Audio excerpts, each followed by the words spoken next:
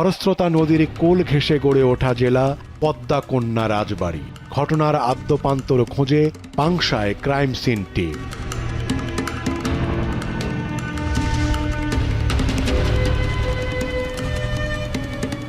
চর দুল্লভদিয়া গ্রামের অটোরিকশা চালক ওয়াজেদ আলী খানের 4 সন্তানের মধ্যে সবচেয়ে ছোট আব্রাহাম খান ওরফে আলিম খান। পরিবার জানায় 15ই ডিসেম্বর অর্থাৎ মস্তকবিহীন লাশ পাওয়ার একদিন আগে আলিম চাকুরির জন্য ঢাকায় যাচ্ছেন বলে বাড়ি থেকে বের হন। 15 তারিখে সকাল 8টা থেকে 8:30টার মধ্যে বাড়ির বাসায়। কি বলছেন? বলে আব্বু আমি আসি। আমি বললাম ঠিক আছে, তুমি তো আমার কাছে কিছু বললে না, তুমি চাকরির জন্য যাচ্ছ, খুব সাবধান, দিন সময় তো ভালো না, খুব সাবধানে। এই কোথায় শেষটা আমার ছেলের সাথে।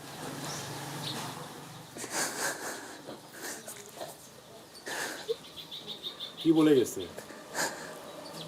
বলে গেলে আমার এক বড় ভাই চাকরি দিবস আছে ঢাকাতে, আমি চাকরি দেখি যদি পাই চাকরি করবো, ফোন দেবো না।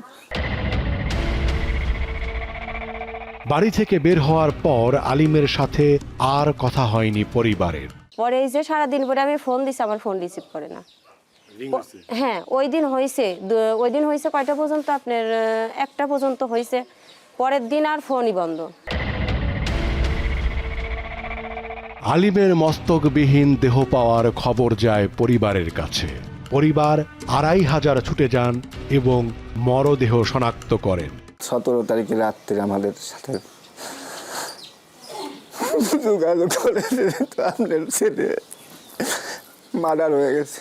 আমার ছেলের কাপড় চোপড়, হাত পাও জন্ম দাগ ছিল, আবার পড়ে যায় কাটিয়ে গেছিল এখানে, সব কিছু দেখি চিনতে পারছিলাম। পরিবার যখন আলিমের মস্তকবিহীন মরদেহ নিয়ে বাড়ি ফেরার জন্য প্রস্তুত হচ্ছে, তখন শ্রীনিবাসদি গুণীচক খালে ঘটে আরেক ঘটনা। মাছ শিকার করতে গিয়ে 3 জেলে মুখোমুখি হন তাদের জীবনের সবচেয়ে ভয়াবহ অভিজ্ঞতার। এই 3 জনে আর কি, আমির আলী, বাসেদ আর আমি রবিন, আমরা আপনার এই জায়গায় মানে ওইখান থেকে ওই দিক দিয়ে মাছ ধরে এই জায়গায় আসছি। তারপর একটা খেয়াও দিলাম, খেয়াও দেওয়ার পরে আপনার আমরা হাসাহাসি কথা, প্রথমে আমি একটা দাও পাইলাম, দাও পাই বলছি যে আমাদের যে অনেক ডালা ডোলা পরে ওগুলো কাটবো আর কি। তো ওই বলতেছে তো ঠিক আছে, দাওটা রাখে দিলাম ওই পারে রাখার পরে একটু সামনে আইলাম, ওই যে আমার সাথে আমির আলী, ওই আবার একটা প্লাস্টিকের একটা ব্যাগ পাইল। ওই ব্যাগের ভিতরে আপনার কি আছে ওই খালি সন্দেহ, মানে কইতেছে দেখ তো কি আছে হাসাহাসি করতেছি আমরা। তারপর আমি তো ঠিক আছে দেই দাও জন্য দেওয়া জন্য আপনার ব্যাগটা একটু মানে একটু ফাঁক করলাম, ফাঁক করার পরে যখন চুল দেখলাম তখনই ভয়ে আপনার আমরা আতঙ্ক হয়ে গেছি। কিছুদিন আগে বটি পাওয়া গেছে, তারপরে আমরা আইসি মাছ ধরতে, তো এখন দেখি আবার মাথা, তো আমরা তো আর বুঝতে পারি না যে এটা কি মাথা দেখে সব থেকে মনে সন্দেহ হচ্ছে, তো আমরা এটা হইতে পারে এই বডিটারই। তারপরে আমরা জানাইলাম গ্রামবাসীদেরকে। ডরে খালাতে উতারি না, হ্যাঁ আমাকে জাল উড়াইতাম আমি, তুই জাল উড়াইলে আমি বাজে গিয়া আমি আনা থাকতাম না। উদ্ধার হওয়া মাথাটি আলিমের বলে শনাক্ত করে তার পরিবার। আমরা যখন চলে আসবো তার 1 ঘন্টা আগে, 1-1.5 ঘন্টা আগে থানার থেকে ফোন এসলো যে আপনার ছেলের মাথা পাওয়া গেছে।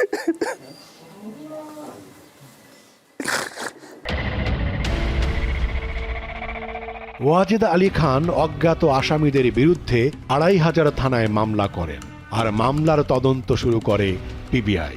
যেহেতু আমরা ছায়াতদন্ত শুরু করে দিয়েছি এবং আমরা তথ্য প্রযুক্তির বেশ কিছু পর্যালোচনা আমরা শুরু করার পর আমরা বুঝতে পারি যে এই ডিসিজকে রাজবাড়ী থেকে ডেকে নিয়ে এসে এখানে হত্যা করা হয়েছে। যেহেতু এটি পরিকল্পিত হত্যাকাণ্ড, সুতরাং আমরা যেহেতু পিবিআই আমরা সবসময় আমরা টেকনোলজি নির্ভর তদন্ত করি, তো আমাদের কাছে মনে হয়েছে যে আমরা এটার রহস্য উদ্ঘাটন করতে পারবো এবং এটার সঙ্গে জড়িত আসামিদেরকে আমরা গ্রেপ্তার করতে পারবো। এই আত্মবিশ্বাস থেকে আসলে আমরা মামলাটি সউদ্যোগে গ্রহণ করি।